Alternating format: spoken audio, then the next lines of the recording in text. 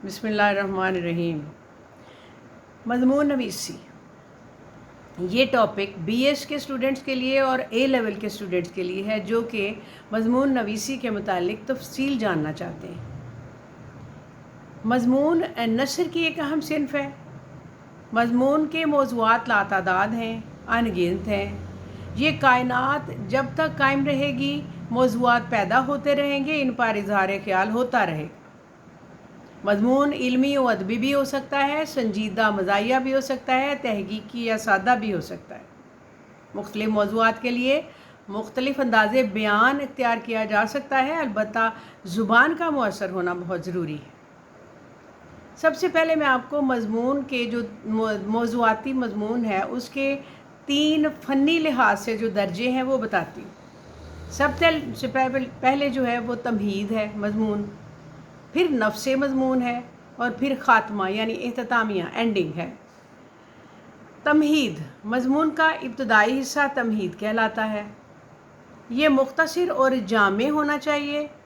इसके इब्तदाई जुमलों में मज़मून का ऐसा दिलपज़ीर तारुफ हो कि पढ़ने वाला पूरा मज़मून पढ़ने के लिए मजबूर हो जाए, और इसका मतलब यही है कि पढ़ने वाले को तमहीद से ये आगे मज़मून पढ़ने की तरगीब मिले, इस तरह से तारुफ हो। नफ्स मज़मून दूसरा हिस्सा, ये असल मज़मून की रूह है। इसमें मज़मून से मुताल्लिक़ मवाद यानी कंटेंट्स जो होते हैं उनको नहायत उम्दा तरतीब से पेश करना ज़रूरी होता है। गैर ज़रूरी बहस और बार बार एक ही बात को दोहराने से गुरेज करना चाहिए। नीज़ नफ्स मज़मून मौजू के ऐन मुताबिक हो।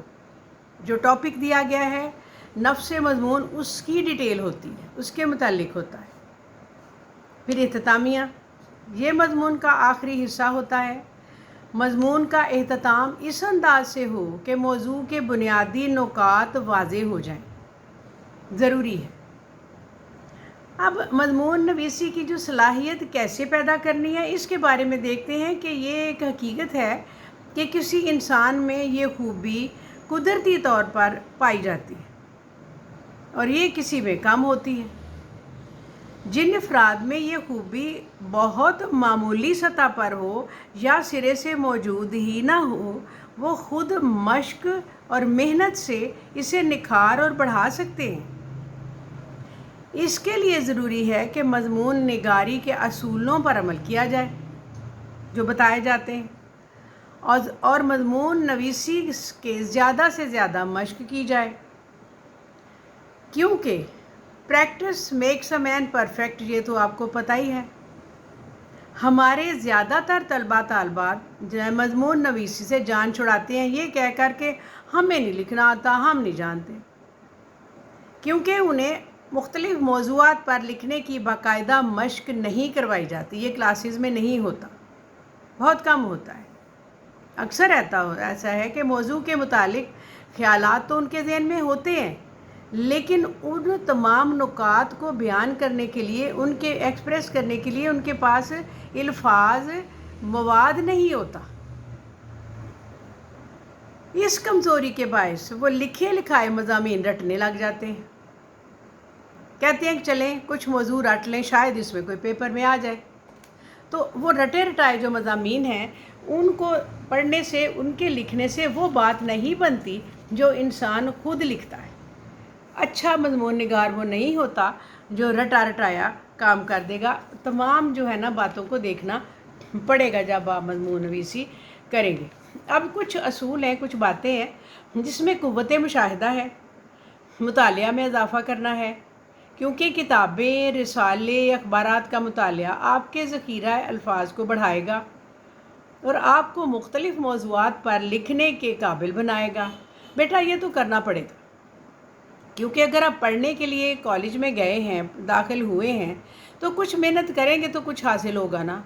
क्योंकि अगर आप साइंसेस में पढ़ते हैं, अगर आप केमिस्ट्री, फ़िज़िक्स, बायो या मैथ्स में हद से ज़्यादा मेहनत करके मार्क्स लेते हैं, तो इसके लिए भी थोड़ा सा कुछ कर लें, इस तरह से कि मज़मून जो आपकी हद मुकर्रर की होती है ना, उसके मुताबिक आपको कोशिश करनी चाहिए कि मुख्तसर, जामे और मौजू के ऐन मुताबिक मजमून की तैयारी करें। कुछ ज़रूरी तफसील जो है ना वो इस तरह से होगी कि जुज़ियात से परहेज़ करें, अहम तरीन नुकात को बयान करें और अल्फाज का इंतखाब ऐसा हो कि कम अज़ कम अल्फाज में ज़्यादा से ज़्यादा बात वाज़ेह हो सके।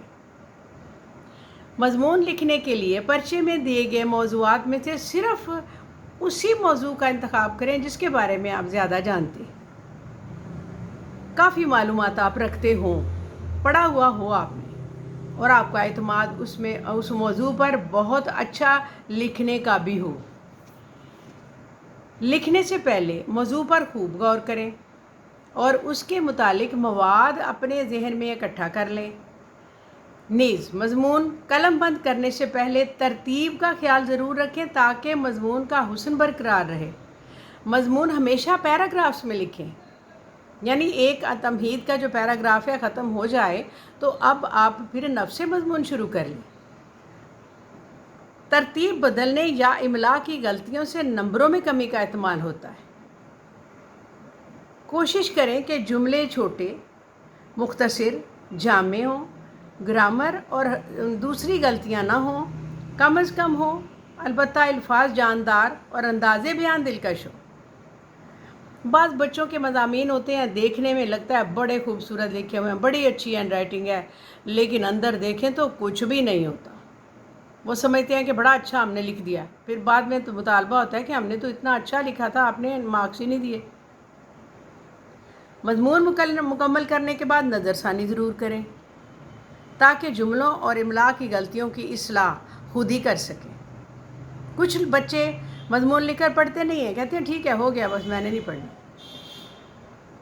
ये गलत बात होती है। मज़मून या जवाब का दोबारा नहीं पढ़ना उनके लिए ही नुकसानदेह होता है। कोई भी काम करें उसको एक बार उसके ऊपर नज़रसानी ज़रूर करें। सिर्फ उर्दू ही नहीं, दूसरे सब्जेक्ट के लिए भी ये ज़रूरी होता है। ये याद रखना अज़हद ज़रूरी है कि मज़ामीन पढ़ कर याद कर लेने से आप एक अच्छे मज़मून निगार नहीं बन सकते।